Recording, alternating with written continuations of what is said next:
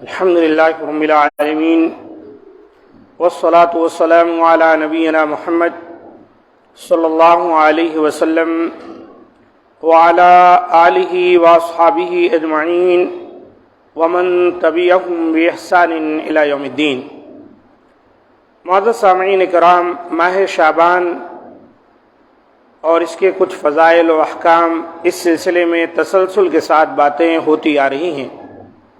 آج کے درس میں جو بات بیان کی جائے گی وہ الصلاۃ الالفیہ، یعنی وہ نماز جس کے بارے میں لوگوں کے ہاں ایسا عقیدہ ہے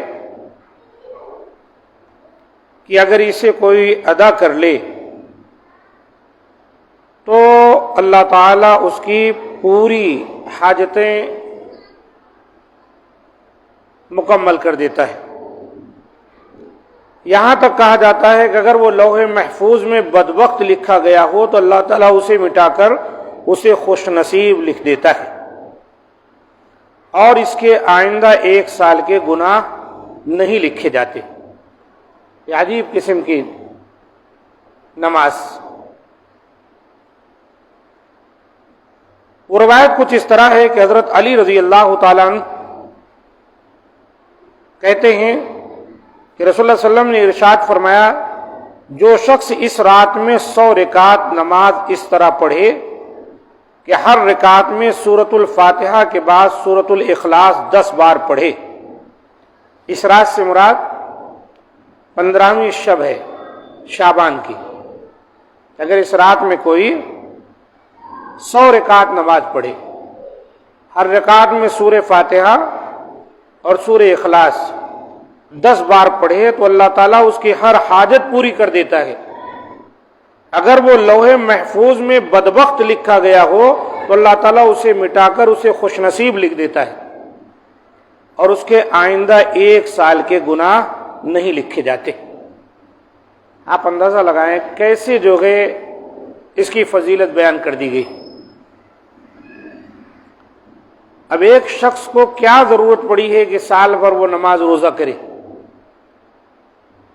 15ویں شعبان کو 100 رکعت اس طرح سے ادا کر لے تو اس کی حاجت بھی پوری ہو رہی، حتیٰ کہ لوح محفوظ میں بدبخت ہے تو اس کو اللہ تعالیٰ خوش نصیب بنا دے رہا ہے، اور آئندہ 1 سال کے اس کے گناہ نہیں لکھے جائیں گے۔ اس نقطے پر غور کیجیے گا۔ جب اسے پتا چل گیا کہ 100 رکعت 15ویں شعبان کی رات میں پڑھ لیا تو آئندہ 1 سال کے گناہ لکھے ہی نہیں جائیں گے، اگلے سال پھر 15ویں شعبان کو۔ تو اس طرح کی فضیلتیں گھڑی گئی ہیں تاکہ لوگ سال بھر کی عبادات سے غفلت برتیں، بس یہی چند راتیں انہی میں بیدار ہو جائیں، جاگ جائیں، عبادت کر لیں، سارے گناہ معاف ہو گئے، سب کام بن گیا۔ اور لوگ چونکہ لا علم ہیں اس لیے ان چیزوں کے پیچھے پڑ جاتے ہیں۔ میرے بھائی 100 رکعت نہیں، اگر آپ ایک رات میں 1000 رکعت بھی پڑھیں، اور اگر آپ فجر کی نماز باجماعت نہیں پڑھے یا فجر کی نماز جو فرض ہے نہیں پڑھے تو وہ آپ کی 1000 رکعت بھی کوئی معنی نہیں رکھتی۔ جو اللہ نے فرض کیا ہے اپنے بندوں پر، جب آپ اس سلسلے میں غفلت سے کام لے رہے ہیں تو نوافل چاہے جتنے ادا کر لیں آپ، کچھ کام آنے والے نہیں۔ قیامت والے دن سب سے پہلے فرائض کی جانچ پڑتال ہوگی۔ فرائض میں کوئی کمی ہوگی تو نوافل کے ذریعے اس کی تکمیل ہوگی۔ جب فرائض ہی غائب ہیں تو صرف نوافل سے کیا بننے والا ہے؟ اس کا خیال کرنا بہت ضروری ہے۔ الموضوعات میں ابن الجوزی اس حدیث کے مختلف طرق ذکر کرنے کے بعد کہتے ہیں، اس حدیث کے موضوع ہونے میں کوئی شک نہیں ہے، اس کے زیادہ تر راوی مجہول ہیں، بلکہ ان میں سے بعض تو بالکل ضعیف ہیں، اور اس طرح کی حدیث کا نبی کریم صلی اللہ علیہ وسلم سے صادر ہونا ناممکن ہے۔ اور ہم نے بہت سے لوگوں کو دیکھا ہے جو یہ نماز پڑھتے ہیں، جب چھوٹی راتیں ہوتی ہیں تو اس کے بعد سو جاتے ہیں اور ان کے فجر کی نماز بھی فوت ہو جاتی ہے، جبکہ جاہل ائمہ مساجد نے اس نماز کو اور اسی طرح صلاۃ الرغائب کو لوگوں کو جمع کرنے اور کسی بڑے منصب تک پہنچنے کا ذریعہ بنا لیا ہے، اور قصہ کو لوگ اپنی مجالس میں اسی نماز کا تذکرہ کرتے ہیں۔ حالانکہ یہ سب حق سے بہت دور ہیں۔ الموضوعات جلد 2 صفحہ 440 تا 443 دیکھ لیجئے اہل علم نے کیا کہا۔ یہ موضوع ہے، گڑھی ہوئی روایت، بلکہ یوں کہتے ہیں کہ ایسی باتیں اللہ کے رسول سے صادر ہونا ناممکن ہے کہ لوح محفوظ سے اس کا نام کٹ جائے اور سال بروز کوئی بھی گناہ کر لے تو لکھا ہی نہ جائے۔ یہ باتیں درست نہیں۔ امام نووی رحمۃ اللہ علیہ کہتے ہیں وہ نماز جو صلاۃ الرغائب کے نام سے معروف ہے اور جس کی 12 رکعات رجب کی پہلی رات کو مغرب اور عشاء کے درمیان پڑھی جاتی ہے، وہ اور اسی طرح شعبان کی 15ویں رات کی 100 رکعات یعنی الصلاۃ الالفیہ نماز، یہ دونوں نمازیں بہت بری بدعت ہے۔ لہذا قوت القلوب اور احیاء علوم الدین میں ان کے تذکرہ سے دھوکے میں نہیں پڑنا چاہیے اور نہ ہی ان کے بارے میں روایت کی گئی حدیث سے دھوکہ کھانا چاہیے، کیونکہ وہ پوری کی پوری باطل ہے۔ المجموع للنووی جلد 3 صفحہ 389۔ اور امام شوکانی رحمۃ اللہ علیہ کہتے ہیں هو موضوع وفي الفاظه المصرحة بما يناله فاعلها من الثواب ما لا يمتري انسان له تمييز في وضعه ورجاله مجهولون۔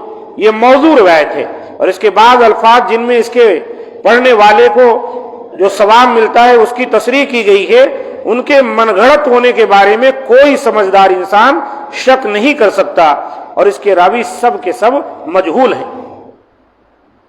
اس طرح آگے کہتے ہیں فقہا اور مفسرین کی ایک جماعت مثلا صاحب احیاء وغیرہ کو اس حدیث سے دھوکہ لگا ہے، حالانکہ شعبان کی 15ویں رات کی نماز کے بارے میں جو حدیث مختلف طرق سے روایت کی گئی ہے وہ اپنے تمام طرق کے ساتھ باطل اور من گھڑت ہے۔ الفوائد المجموعہ صفحہ 53۔ اسی طرح ملا علی قاری حنفی رحمۃ اللہ علیہ اس حدیث کے بارے میں کہتے ہیں لم یأتی بہا خبر ولا اثر الا ضعیف او موضوع ولا تغتر بذکر صاحب القوت والاحیاء وغیرہما۔ اس نماز کے بارے میں ضعیف یا موضوع حدیث کے علاوہ کچھ بھی وارد نہیں، اس لیے آپ کو اس بات سے دھوکہ نہیں کھانا چاہیے کہ اسے قوت القلوب اور احیاء علوم الدین کے مؤلفین وغیرہ نے ذکر کیا ہے۔ یعنی کچھ احادیث کی کتابیں یا کچھ ایسے ہی علماء کی کتابیں جن کے اندر صحت کا التزام نہیں کیا گیا کہ ان میں صحیح حدیثیں بیان کی گئی ہوں، ان میں اگر کچھ اس طرح کی روایتیں پیش کر دی جاتی ہیں تو اس سے انسان کو دھوکہ نہیں کھانا چاہیے۔ اس سے کیا معلوم ہوئی بات؟ یہ معلوم ہوئی کہ یہ تمام باتیں جو 15ویں شعبان کی رات کے تعلق سے ضعیف و موضوع مرویات سے بیان کی جاتی ہیں، اخبارات کی زینت بنتی ہیں، علماء رات بھر گلے پھاڑ پھاڑ کر تقریریں کرتے ہیں اور ان کے فضائل بیان کرتے ہیں، یا اسی طریقے سے ٹیلی ویژن پر اور آج کے جو ذرائع ابلاغ ہیں ان پر ان مرویات کو بیان کیا جاتا ہے اور لوگوں کو یہ دلیل دی جاتی ہے کہ ان کی فضیلتیں ہیں، یہ تمام روایات ہی ضعیف اور موضوع ہیں، تو ان سے مسئلہ کیسے ثابت ہوگا؟ اس لیے ہم کو اور آپ کو چاہیے اس سلسلے میں بیدار ہوں، قرآن سنت سے جو باتیں ثابت ہیں ان پر عمل کریں۔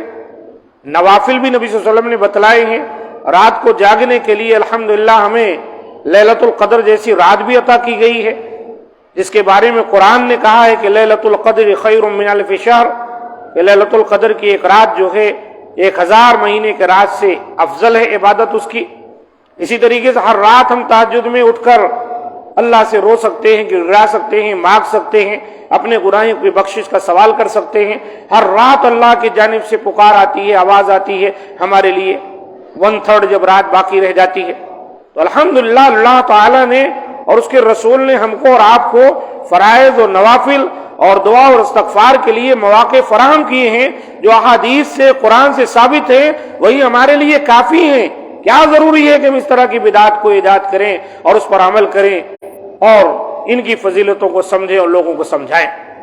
اللہ تعالیٰ سے دعا ہے کہ مولا کریم ہم تمام کو جو بات حق ہے اسے سمجھ کر اس کے مطابق عمل کرنے کی توفیق دے اور ہر طرح کے برائیوں سے بدعتوں سے محفوظ رکھے اور قرآن و سنت کا پابند بنائے۔ هذا ما عندي سبحان ربك رب العزة عما يصفون وسلام على المرسلين والحمد لله رب العالمين.